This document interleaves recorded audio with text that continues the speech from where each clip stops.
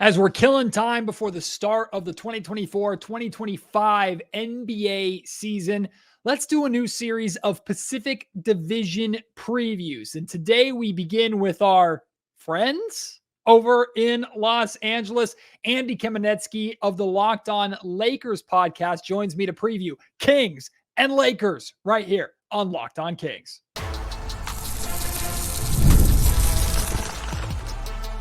You are Locked On Kings, your daily Sacramento Kings podcast, part of the Locked On Podcast Network, your team every day. And now, ladies and gentlemen, it is that time for another episode of Locked On Kings. Hello and welcome into Locked On Kings, your podcast hub for Sacramento Kings coverage all off-season long. My name is Matt George. I have the privilege of being your host here. I'm a Sacramento sports anchor and reporter for ABC 10 News. And one of the great things, many great things about the Locked On Podcast Network is, of course, all of the local experts that we have on this network for every single NBA team, MLB team, NHL team, NFL team, even some college programs, right? There's local experts everywhere. And that means these local experts can come together to have fun conversations, preview games, or in this case, preview an entire season. So what I'm going to be doing is going through each team in the Pacific Division. I'm going to have, hopefully, their Locked On host join me, and we're going to talk about our teams and how we expect them to shake up, not just in the Pacific, but in the Western Conference as a whole. Matt, why are you starting with the Los Angeles Lakers? Well, the Kings and Lakers are going to be very familiar with each other to start this season, considering they play each other 4 times in the first 32 games. The Kings and Lakers have an obvious history, so it's always fun to revisit this rivalry and talk about this rivalry. Hold your tomatoes, Kings fans. Andy Kamenetzky is one of the great hosts of the Locked On Lakers podcast. He's a fantastic guy. We have a lot of fun with the Kings and Lakers rivalry, as you're going to hear here in this conversation, plus some great stuff about where both of these teams are at and where we expect them to be and how we expect them to match up over the course of the season. And you best believe we'll talk about Anthony Davis beating or never beating Domantas Sabonis during a regular season game in his career. We'll have some fun with that as well. Really, never forget regular season game. He's never defeated him, period, in his career. We'll talk about that too. So please enjoy this Pacific Division preview with Andy Kamenetzky of Locked On Lakers. I don't know if divisions matter in basketball other than the fact that you're guaranteed to play your divisional opponent 4 times, 2 times at home and 2 times at away, but we're going to pretend that they matter here on the Locked On Podcast Network, starting a series of Pacific Division previews. And we got to start with, to one organization, it's always going to be a rivalry. To the other organization, it hasn't been a rivalry in over 20 years. We're talking about the Sacramento Kings and the Los Angeles Lakers. Happy to have Andy Kamenetzky, one of the great hosts of the Locked On Lakers podcast here with me, Matt George, for Locked On Kings. Andy, I'm sure you're aware by now, the schedule drops and the Kings and Lakers play each other 4 times in the first at least 32 games for the Sacramento Kings. It might be 32 or 33 for the LA Lakers, including back-to-back games against each other in Sacramento in December. So our teams are going to see each other quite a lot to open up this season, and then not at all for the rest of the year. It's a bit of an interesting schedule. Yeah, it's actually very Pacific Division heavy for the Lakers in certain ways, because they play Phoenix, I want to say, all 4 times, at least 3 of the 4, but I want to say all 4 before November even ends. They play Phoenix twice pretty early on, and then they have at least 1 more before November, if not all 4.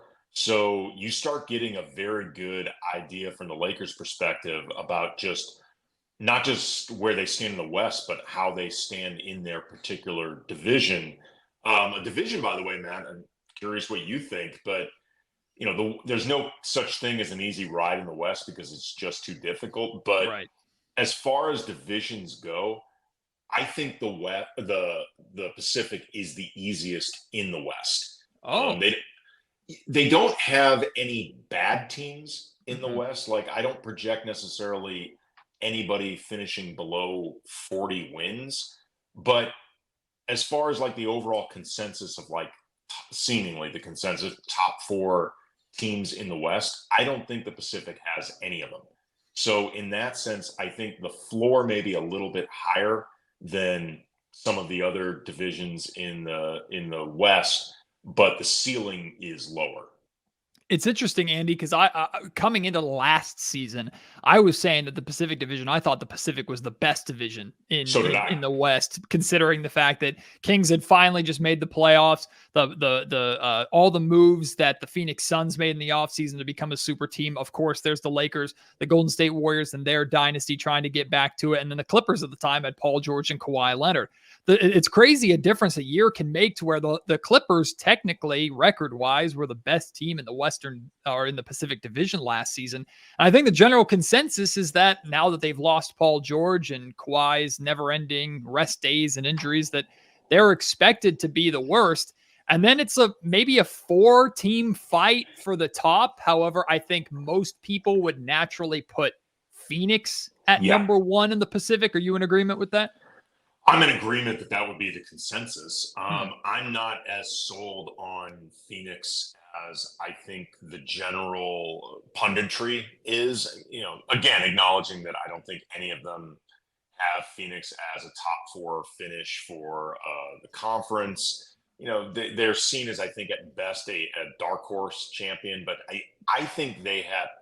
This may be some of my, I guess, purple and gold blood flowing through my heart. But I find it interesting that there is skepticism about the age and durability of LeBron and Anthony Davis for the Lakers, which fair. I totally understand that. I have my own concerns. I've talked about that a lot on Locked On Lakers. The everydayers are perfectly aware. But I don't see as much towards Phoenix, despite the fact that there are definitely age and durability concerns with Kevin Durant, a lot with Bradley Beal. Sure. Devin Booker has had his share of recurrent soft tissue injuries. It feels to me like there's a benefit of the doubt being given to Phoenix that I don't see towards the Lakers. That I find curious. I'm not going to get, at the end of the day, what all of us predict doesn't matter. You go play the games, but I find it interesting that Phoenix is being given, I think, more of a benefit of the doubt, despite having, I think, a lot of the same concerns. I think the Pacific is interesting in the sense that the answer to the question of who's the best in the division versus who's most likely to win a championship in the division, I think those are two different answers. Like the best in the division, quote unquote, in which we're talking about the Pacific Division champions, the team that comes out at the end of the season and they're the best team in the division, end up with the highest seed in the Western Conference. I think a lot of people think that's going to be Phoenix. I think Sacramento is up there. In fact, I think it's the expectation, at least from betting sites, is that Phoenix and Sacramento might be the ones record-wise battling it out for the Pacific Division champions. But I still think a lot of people were to say, and some Kings fans might be mad at me for saying this, like if there's a team in the Pacific that's most likely to win a title, I think the Lakers still get that edge because of the LeBron James and the Anthony Davis, and they've been there and done that before as a group. Are you in agreement with that, or do you think that there's another dark horse championship contender in the Pacific? Well, I don't think there's another dark horse contender champion in the Pacific, and I don't see any of the teams in the Pacific as front runners or anything close. 100%. But what I do think is interesting, though, about the Lakers and, you presenting them as the team that could be most dangerous in the playoffs, that to me is there's a real 2-season question for the Lakers in terms of the regular season and the postseason. And, there's been a lot of people talking about how great LeBron and Anthony Davis were in the Olympics and, how LeBron was the MVP of the team. Anthony Davis was the best big. They were 2 of, at worst, the 4 best players on Team USA. And, the idea of you can still see how dominant those 2 can be as a tandem. They play really well off each other. And if the NBA was set up where you played like 3 or 4 weeks just to get everybody tuned up, then went straight into the playoffs, I think LeBron and Anthony Davis would have, and the Lakers would have as good a chance as any team in the league. The problem is you play 82 before you get to the playoffs. And that question of specifically, how do you manage LeBron for 82 games, with him pushing 40 years old and 1 billion miles on the odometer, and some degree of concerns about Anthony Davis and durability. That's a very separate question. It's like the question of D'Angelo Russell.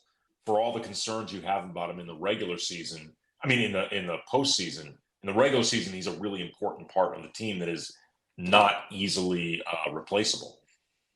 I want to dive into this a lot more. We'll start with one thing and then we'll talk about a little bit more later on. But I'm curious your opinion on this, because I actually view the Kings playing the Lakers 4 times early in the season as an advantage for Sacramento. And what I mean by that is you see a lot of these teams like the Lakers, like the Phoenix Suns. I think the Golden State Warriors to some extent. Some of these older teams where the torch has kind of been passed, I think, to the Anthony Edwards and the Nuggets of the world. Not that Steph and LeBron still aren't viable stars in the league, but I think the next generation is kind of taken over.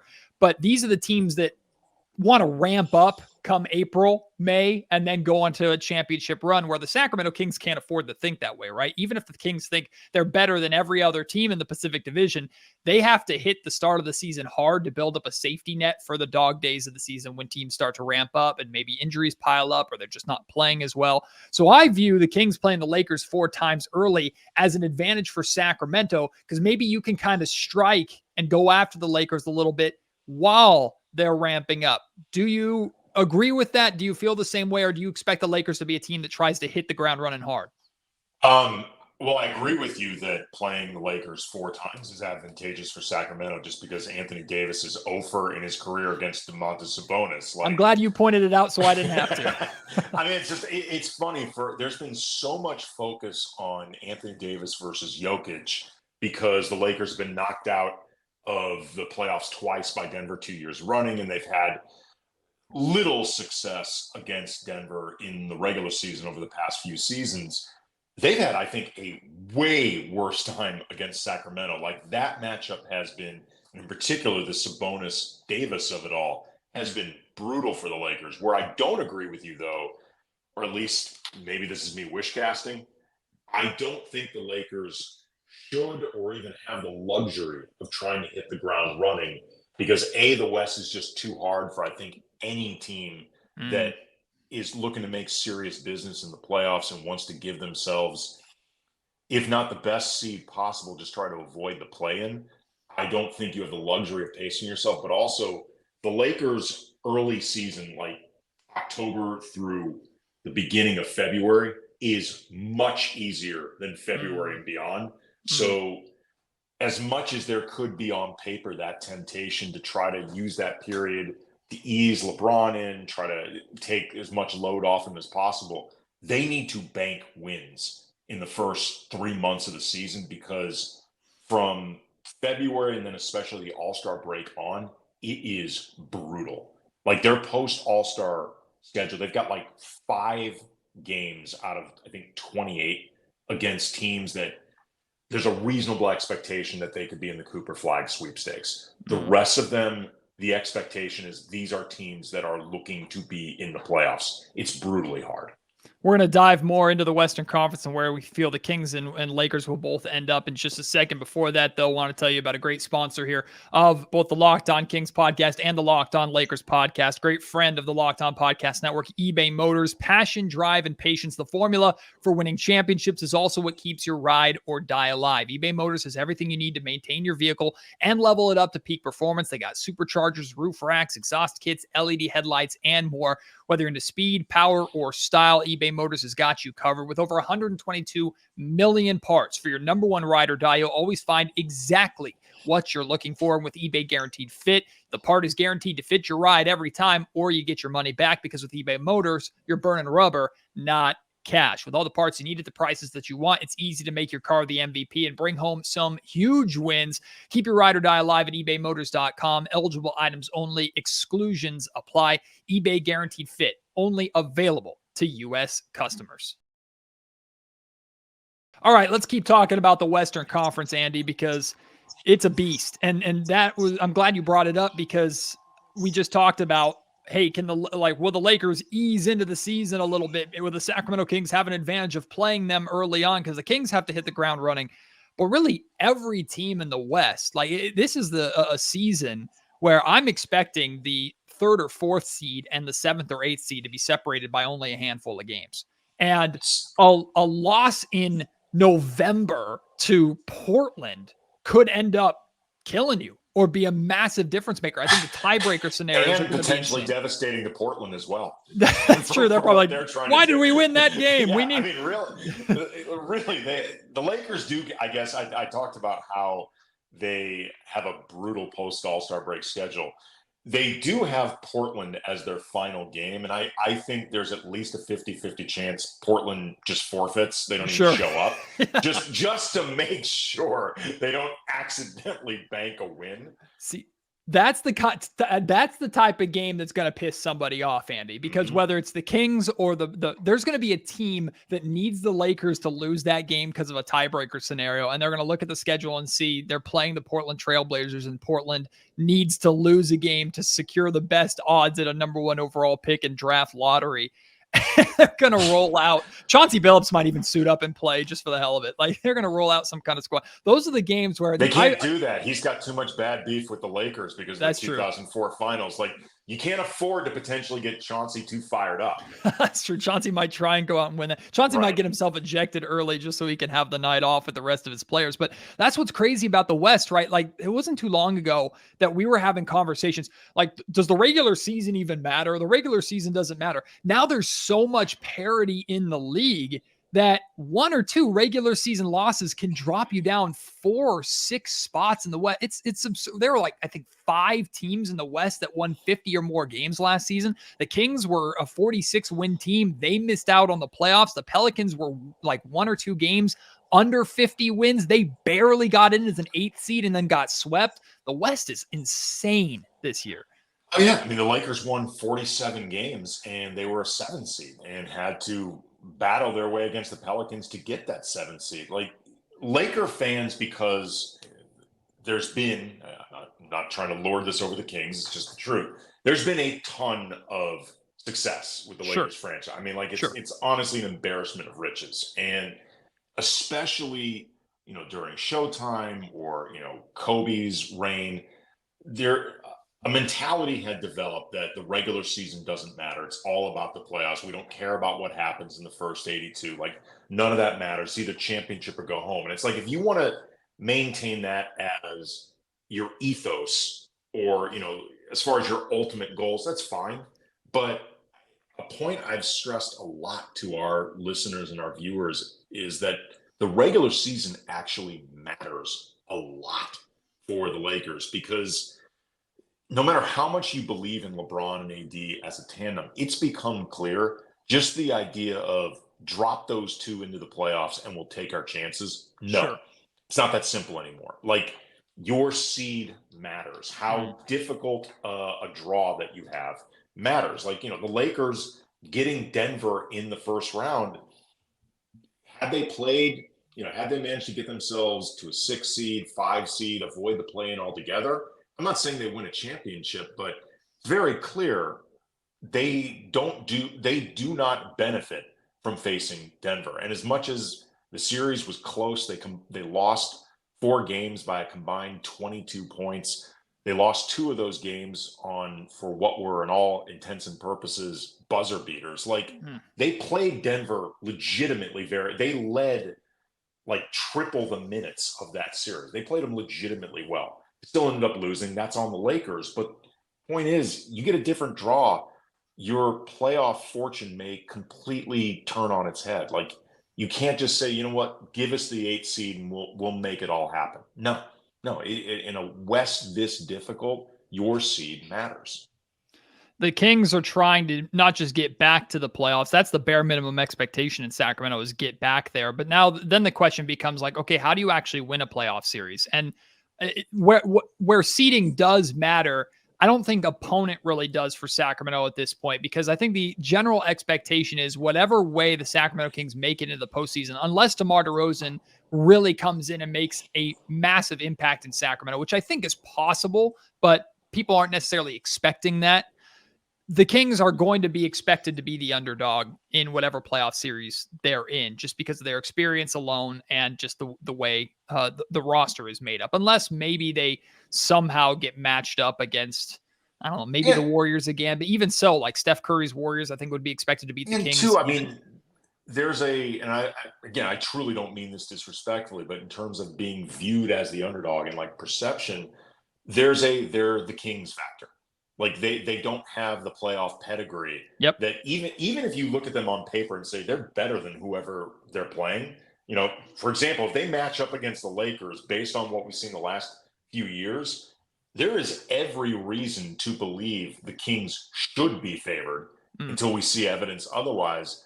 But I'm pretty willing to bet the consensus would have the Lakers because Lakers versus Kings. Yep. And LeBron, I mean, the LeBron James factor, the AD factor. I mean, it's kind of a conversation, which is good because we wanted to talk about it, of like star power versus roster. Now, the Sacramento Kings have star power in terms of Fox and Domantas Sabonis and the addition of DeMar DeRozan and stuff like that. But I think we believe the best version of the Sacramento Kings is a cohesive unit versus get on LeBron's back, get on Anthony Davis's back, and let them carry you as far as they can go. Now, I'm of the belief, Andy, because De'Aaron Fox it's not technically a contract year for Fox, but he is eligible for the Supermax if he makes All NBA this season. So if there's a time for Fox to turn into the Jalen Brunson for his team or the Shai Gilgeous-Alexander for his team, it's right now. And I think there's going to be a level to Fox's game that hopefully we see this year of it's not that he can't, we've never seen him do it before. It's becoming undeniably the guy, undeniably the star, which that's something, of course, that LeBron and AD have become and been for their team. Fox has shown that, but hasn't been that for an entire season. That's the next step for the Sacramento Kings, in addition to winning 50 games and winning a playoff series, is one guy coming out and establishing themselves as the undeniable star of the team. I think that's going to be Fox, but we'll see if he does it this year with the first year of DeMar DeRozan. Well, okay, I know I want to talk about DeRozan during the final segment, but what I think is interesting about what you said with Fox is whether or not you consider him, better than, say, just all-star, which is, to be clear, a very good player, like all-star caliber player. You're one of the top guys in the league, but like that superstar level guy, De'Aaron Fox has proven he is a superstar in the fourth quarter. Like at the very least, if your game is tight, he's like on the short list, like the small handful of best guys in the league to have there. Like that has been proven out over and over. Maybe not in the biggest stage in terms of the playoffs, but it's very clear he's got a flair for that moment. And like those minutes, he reacts well to them. You combine that with DeMar DeRozan, who's also one of the best crunch time guys in the league. How that translates to the overall team remains to be seen. But you've got two guys on your team that have shown they can be absolute killers when the money's really on the line. We're going to dive in. Let's talk about DeMar DeRozan. You can't not do it. We're going to talk about Bronny James a little bit as well, and then dive into where we expect. I feel like you can. I feel like you actually can. Oh, we can't. There's just one thing we need to know. I'm sure you're tired of talking about it. We'll get into all that here in just a second. All right, Andy, you wanted to talk about DeMar DeRozan, so I want to hear your thoughts and either questions or whatever you want to talk about DeMar DeRozan, because this is an LA guy, Southern California guy, born and bred. I remember when the rumors and we heard the conversations of, hey, DeMar wants to come home. DeMar wants to come to California. I think it was the Lakers and Clippers fan bases that were fighting each other over which LA team he was going to pick. Then he ends up in Sacramento. It's been made pretty clear, and DeMar DeRozan is well within his rights to operate this way. He may want to come back to LA, but he's not taking a discount to do it. Right. Because both times in the last few years that DeMar has been pretty strongly linked to the Lakers, the only way it was going to happen would be if DeMar had been willing to take well below market value to make it happen, just because the Lakers cap situation, like, put aside the mechanics of the trade with the Bulls to get him over here or with San Antonio to get him over here, whatever, just he was not going to take a discount. And that's sure. I don't blame him for not doing that. I'm curious what you think about just how much better does DeRozan really make him? Because he's still really good, and I think he's actually a really underrated playmaker. Like he's become this really effective point forward style guy. but I feel like in a lot of ways he triples down on what the Kings are just already really good at with like scoring, with crunch time scoring, with just offensive efficiency and punch, but doesn't really do much to shore up the weaknesses. I think spacing, like he becomes another guy who can score but doesn't space anything.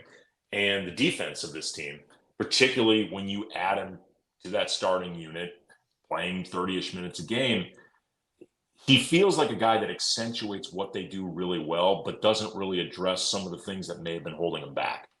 For the most part, Andy, I think you're spot on, 100%. Because this is an offensive-minded move. It can't not be. Now, I had a conversation with... Must be killing Mike Brown. It's got to be killing. So that's part of the conversation, because I had a conversation with an NBA assistant coach who's worked with DeMar in the past, and he told me, like, look, DeMar Derozan doesn't just address the offensive issues that the Kings had last season when they took a step back. He thinks that DeMar solves the Kings' main issue from 2 years ago, which is they had the best offense in the league that year. But if you took them out of their sets, right, they literally only had Fox to lean on and Fox to go out and get them a bucket. Nobody else. They wanted Keegan to be that guy. Keegan wasn't quite ready for it. They leaned on Harrison Barnes to be it, but Harrison Barnes is not efficient enough to be that guy. So now you have two guys in Fox and DeRozan that can simply just go out and get you a bucket. Plus, you add another mid-range threat. The spacing is a legitimate conversation, a legitimate concern. However, if you watch film of DeMar Derozan, he does not need a lot of space to work, and the Kings' dribble handoff game will still open up opportunity for Fox to be more of a perimeter scorer. He's shot 37% on a high volume of threes now, so he can step out and space the floor a little bit better. So it's 100% an offensively driven move. But you brought up Mike Brown, and that's the interesting part, because the Kings also re-upped Mike. I think they absolutely had to do it. He's the best coach they've had since Rick Adelman was here. But Mike is the guy that's telling people, speaking to the media, speaking at press conferences, going, we can't be the Mike D'Antoni team. And he didn't use Mike by name, but I'm inserting Mike D'Antoni in here. You can't be a team that scores 130 points a night and just expect to win a title. You have to be able to play defense. The Kings made tremendous strides defensively towards the end of last season. But a lot of the Kings will tell you, and Mike Brown will tell you, a lot of that had to do with officiating.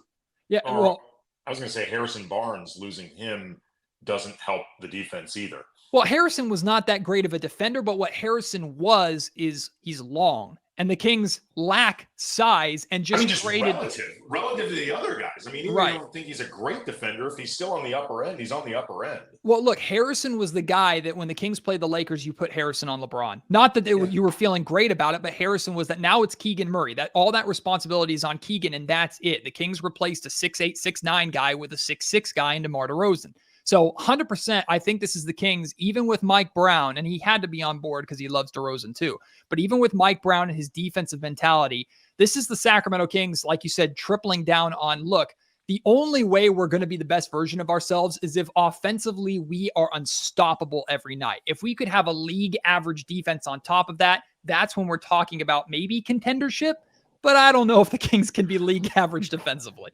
Okay, it's interesting, too, that you brought up Keegan Murray, because he was the other guy that was on my list of things I wanted to ask you about. Do you have any concerns that with the addition of DeRozan and the prominence that you rightly expect assigned to Sabonis and De'Aaron Fox, that it could hurt might be too strong, but slow his development a bit? Like, he's obviously going to play a lot. He's going to have a role. But, like, in terms of growing with responsibility, that kind of thing, it could be flatlined.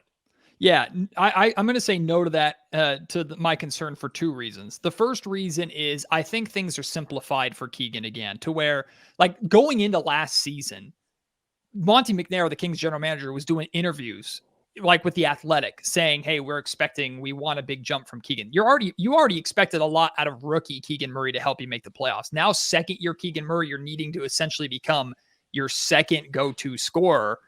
Keegan, I think, has the potential to do that, but the Kings can't afford to wait for that in the Western Conference and with their contract situations, that they have to go for it now.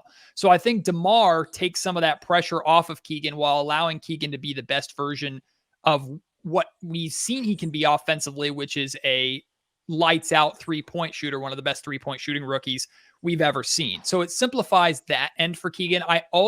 This is more optimism, I think, than reality. Keegan benefited a lot from a summer of just working with De'Aaron Fox one-on-one. That helped him a lot defensively. So what does a season or two of him working with DeMar every day on mid-range game, what does that do for Keegan's ability to develop as a multi-level scorer and really a scorer that can create off the dribble and create for himself?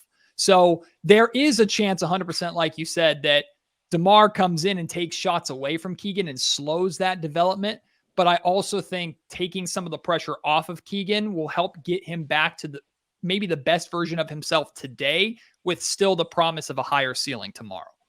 There's going to be some expectations, by the way, too, for Keon Ellis to keep developing the way he is. Because let's just say some defensive assignments are going to be in his lap. Yes. And whether or not Keon's going to continue to start, Kevin Huerter's there. Malik Monk is in my opinion, one of the best players on the team. Just freaking start him. He's not going to win Sixth Man of the Year for some reason, so just start him anyway. I like him better off the bench for what it's worth. Yeah. I mean, you see the team more closely than I do, but I think it's so perfect for Malik. And he got paid, so he's not going to be upset, I think, with the role that you give him, because he already got his bag. So I'm going to bring up Bronny James, very small, before I get to one other Lakers question that I want to ask. And my curiosity with Bronny, I hear the sigh. I know, I'm sure people are tired of talking about it. It's more from an outside perspective. Because look, I think Bronny just gets a ridiculously bad rap. I think it's unnecessary the amount of people are hating on him just because of who his father is. I understand nepotism. I understand stuff like that. Look, this is the NBA. This is the real world. This is the way it works. Bronny James is a good basketball player, regardless of if he's an NBA player or not. The question that I have is, I also think like the father-son playing together element is dope, whoever it is. Like, it's a really, really cool accomplishment. And it's going to, I think, bring us and give us a really cool moment at some point when they take the floor together for the first time. My question is, how early is that first time? And is this a scenario where that moment is going to happen at the end of a blowout win for the Lakers? Or do you think Redick and LeBron are going to try and find a way early on to get Bronny into a game with LeBron to have that moment? I think if they are smart, they will look to get it out of the way as quick as possible. Okay. And because let's be honest, it is manufactured. Sure. I'm not saying that it won't mean anything to LeBron and Bronny. It should mean something to them. But Bronny being on this team is, quite frankly, manufactured in a lot of ways. It will be up to him to show that he was worthy of that pick.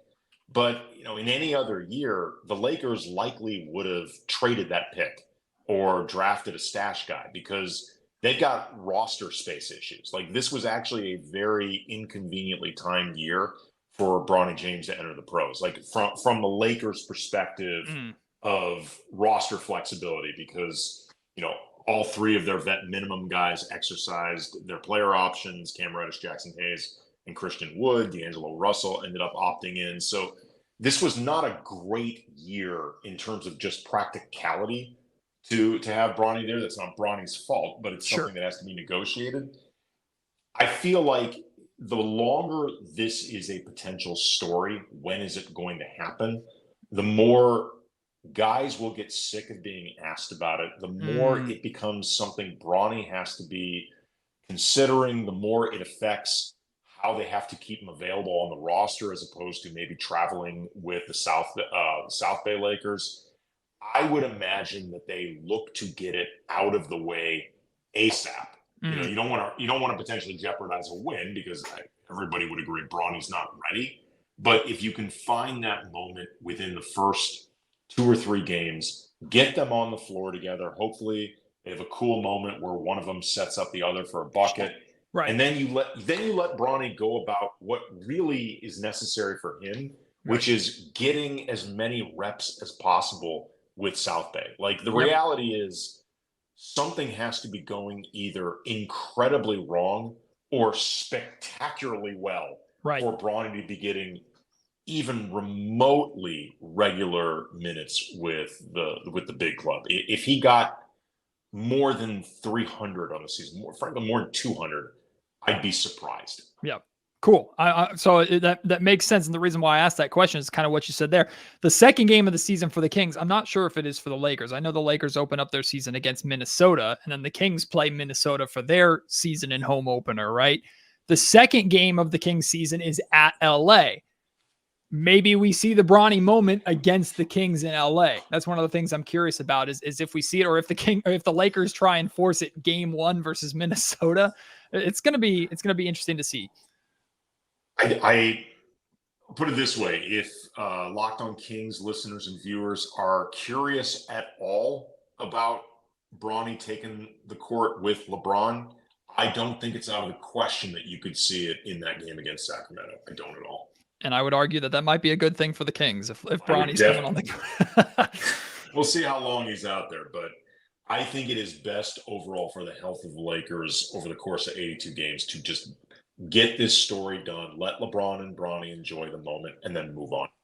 All right. A real Lakers question for me to wrap things up. Austin Reeves, right? This is the guy that's kind of burst onto the scene as, I think, from the outside perspective, you can correct me if I'm wrong, even more than D'Angelo Russell, certainly more than Rui Hachimura. Like this is the guy that is expected to be the third of the big three in LA with LeBron and AD. There's a lot of hype around Reeves in LA. Clearly a lot of fan support. They've really rallied around this guy. He's had some huge moments as well.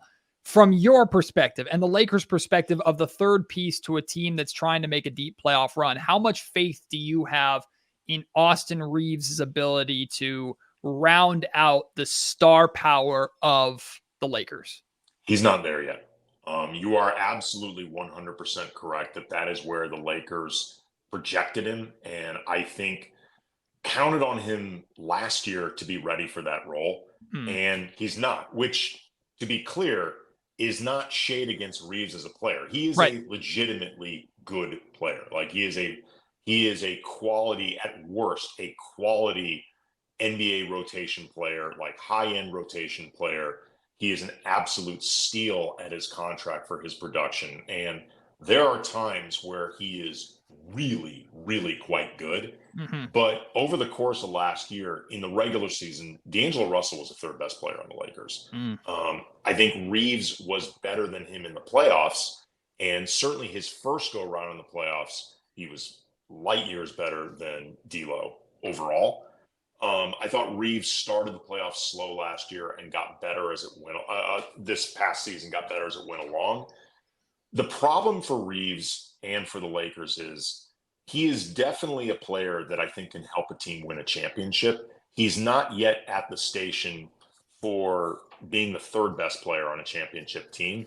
And the Lakers have, I wouldn't say they've made him untouchable from everything I've heard in terms of trade discussions, but he's been untouchable adjacent. And, for example, if you believe the reporting around last year and their pursuit of DeJounte Murray, Austin Reeves was not the only thing that got in the way of ultimately pulling the trigger on a Murray deal, but he was a big part of it. And Atlanta did not want D'Lo. They wanted Austin. The Lakers did not want to give up Austin that deal on top of whatever else they would have had to surrender. Although I think conceding Reeves might have meant giving up less in terms of draft compensation. And Reeves is not the only guy who's been attached to players around the league that the Lakers have been theoretically interested in. The Lakers have said no. The longer Reeves goes without looking like he is definitively third star quality, especially at a time where there's so much focus on trying to maximize LeBron's window with the Lakers, the more there could be a sense that the Lakers have over-coveted Reeves, whether it's because his contract is such a bargain that you become reticent to give that up, whether it's because they love the story of them discovering Austin Reeves. And look, he's a really likable guy. He is very, very liked in that locker room. I know LeBron and AD genuinely like playing with him a lot. And again, it's not pure hype. Reeves is a good player, but I think the Lakers have been flirting with hanging on to him a little too hard, perhaps at least. This is going to be a season where I think it really starts coming to light should the Lakers have maybe, I don't want to say sold when the iron was hot, because I don't expect Reeves to have a bad season or anything like that. It's just they needed to upgrade the roster if they want to be truly serious about a LeBron championship. If you think, for example, DeJounte Murray is a better player than Austin Reeves, or he's better than both Reeves and or D'Lo, there could be some second guessing. Well, there are a lot of questions for both the Kings and the Lakers to answer this season. I'm going to add one more to it. Will AD finally get a win against Domantas Sabonis during the regular season? Come on! Let's go! Laker fans are following it too, so it's got a little bit of importance to it. And the good news is we'll get all 4 looks at it early on in the season. Yep. Hopefully AD plays. Hopefully Sabonis is healthy. We want both teams to be healthy and just let the best version of each team clash at each other and have some fun. I'm in the minority here in Sacramento. Laker fans always show up to Kings Lakers in Sacramento. Kings fans typically show up to Kings Lakers in LA. I think the environments are always fun, whether you want to call it a rivalry or not. I'm all for it. And if both of these teams can be great in a Western Conference that is incredibly talented, I think that's only a good thing for both of us. So Locked On Kings, Locked On Lakers will be all over it all season long. Andy, good luck this year, my friend. I have a feeling this won't be the last time we're talking Kings and Lakers in the near future. Definitely won't be, man. It's always fun.